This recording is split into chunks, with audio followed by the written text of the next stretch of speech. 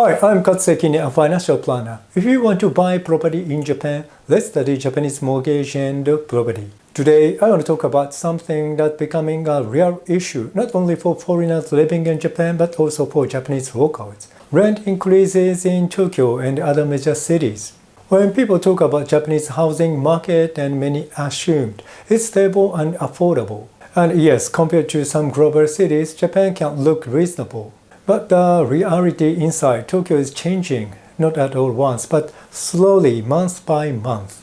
If you are renting right now, you may have already experienced this. You are living in your normal life and suddenly you receive a renewal notice and the rent is higher, sometimes significantly higher. And it creates a very practical question. Do you accept the increase? Do you move or do you redesign your lifestyle to keep housing costs under control? Now, before I give you my own commentary, I want to share a short summary of a key point in English, because this is a topic many people living in Japan are dealing with.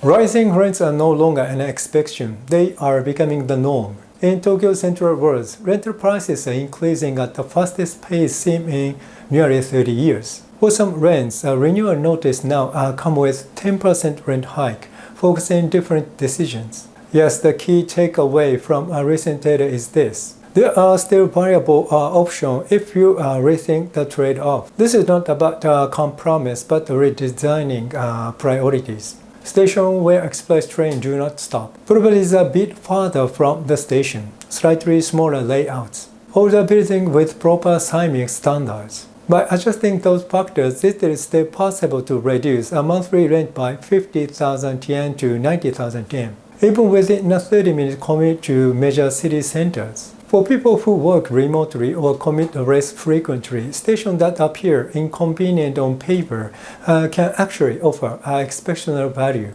The real question is not whether rents are rising, but which element, locations, size, building age best fit your lifestyle to adjust. Landlords' costs are going up, so rents probably won't go down soon. Now let me expand on this with a few practical perspectives, especially if you are an international resident or someone planning to move to Japan soon. Why are rents rising now? One major reason is that the cost of running a building is going up.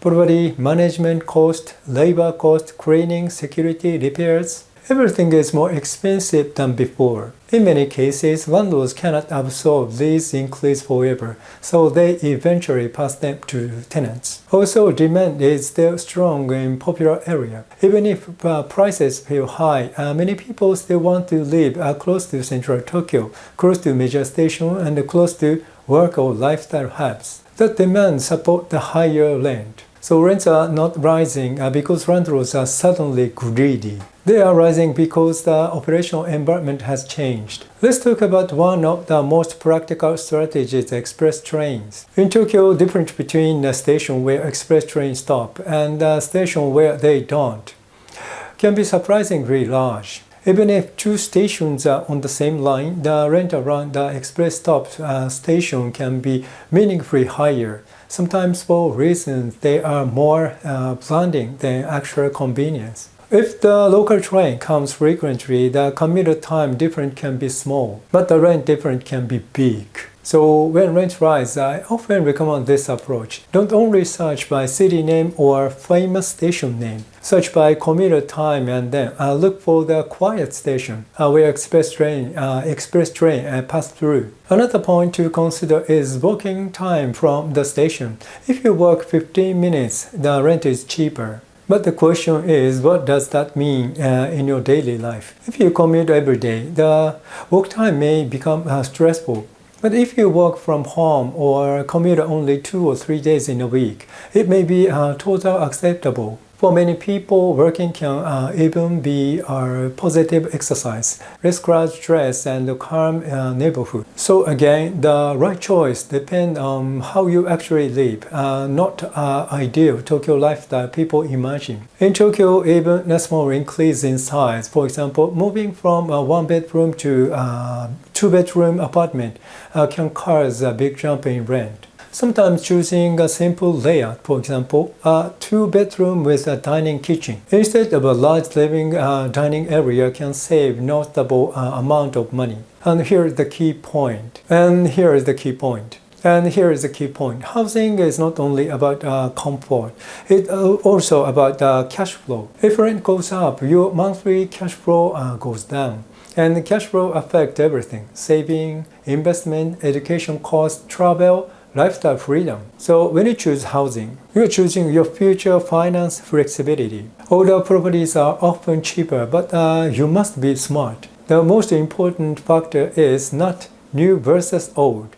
It's safety, especially seismic standards.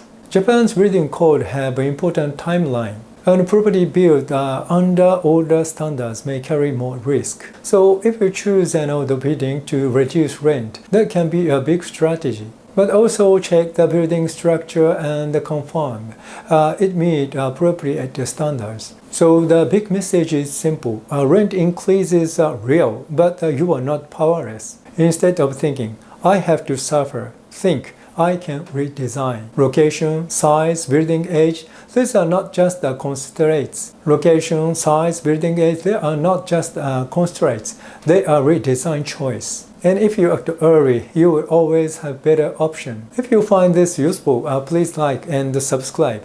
And if you want, tell me in the comment what matters most to you, location, size, or building age. See you in the next video.